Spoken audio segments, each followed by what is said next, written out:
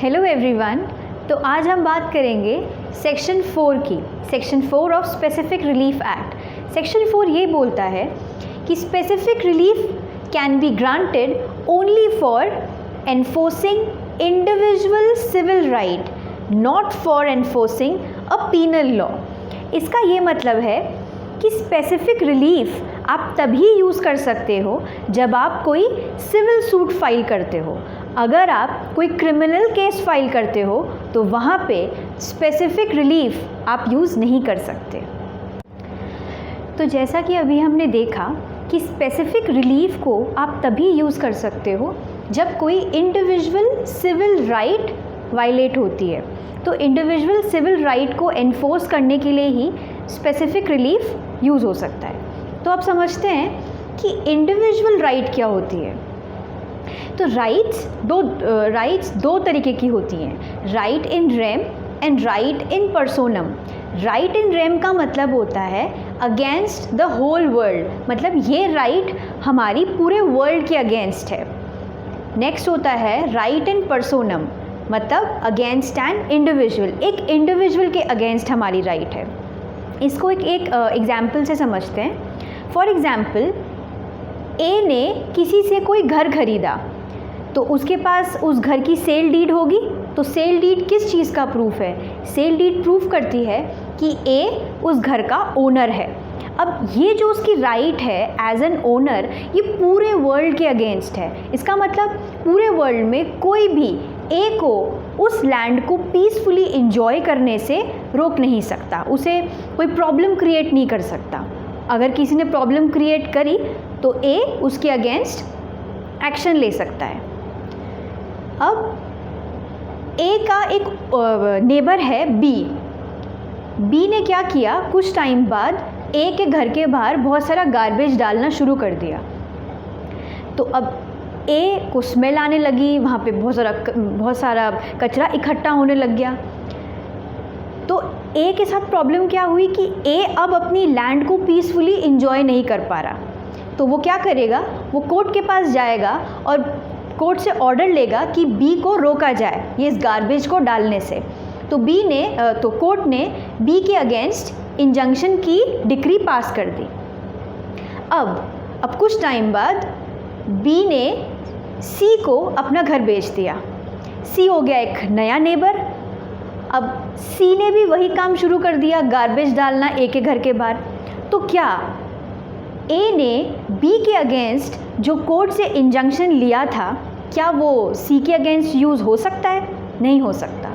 ये क्योंकि एक नया इंडिविजुअल है, तो ए को इसको रोकने के लिए, सी को रोकने के लिए फिर से एक नया सूट फाइल करना पड़ेगा, एक फ्रेश केस फाइल करना पड़ेगा और फिर से कोर्ट को बोलना पड़ेगा कि वो सी के अगेंस्ट इंजंक्शन के ऑर्डर्स पास करे।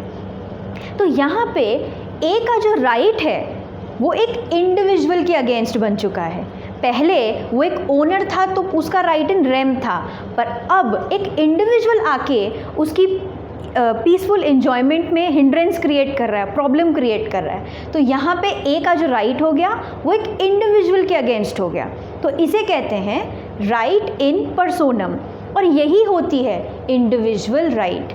और इस राइट को ही एनफोर्स कराने के लिए आप स्पेसिफिक रिलीफ को यूज़ कर सकते हो। तो अब हम समझते हैं कि सिविल राइट्स क्या होती हैं। स्पेसिफिक रिलीफ एक्ट हमेशा सिविल नेचर के केसेस में यूज़ होता है। दो तरीके के केसेस होते हैं, एक होता है सिविल नेचर का केस और एक होता है क्रिमिनल नेचर का केस। तो हमेशा सिविल नेचर के केसेस में ही स्पेसिफिक रिलीफ एक्ट को आप यूज़ कर सकते हो। अब इसे हम एक एग्जाम्पल से समझते हैं। फॉर एग्ज़ाम्पल, किसी ने बिना परमिशन के रोड पर टेंट लगा दिया, उससे आपकी कॉलोनी की रोड ब्लॉक हो गई। तो ये क्या हुआ, ये एक तरीके का न्यूसेंस हुआ, सभी लोगों को प्रॉब्लम हो रही है, तो ये एक न्यूसेंस है। अब न्यूसेंस को एक सिविल रॉन्ग भी बोला जा सकता है टॉर्ट में, और न्यूसेंस एक ऑफेंस भी है under section 268 IPC, public nuisance. तो इसमें आपके पास दो ऑप्शंस हैं, या तो आप न्यूसेंस को एक टॉर्ट मान के, एक सिविल रॉन्ग मान के सिविल कोर्ट में केस फाइल कर सकते हो, और कोर्ट को बोल सकते हो कि जिसने भी वो टेंट लगाया है उसे रोका जाए। इंजंक्शन के ऑर्डर्स आप कोर्ट से कह सकते हो कि दे।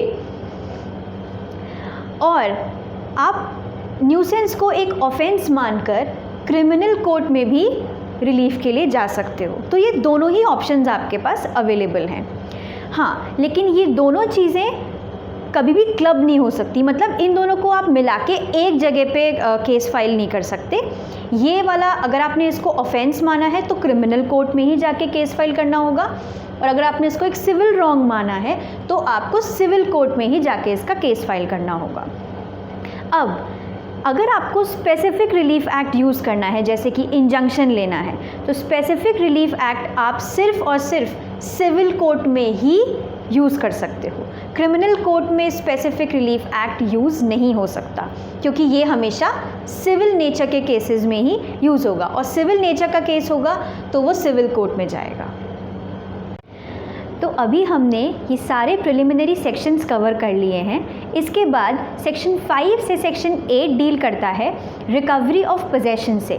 वो मैं आगे आने वाली वीडियोज़ में कवर करूँगी। Good bye.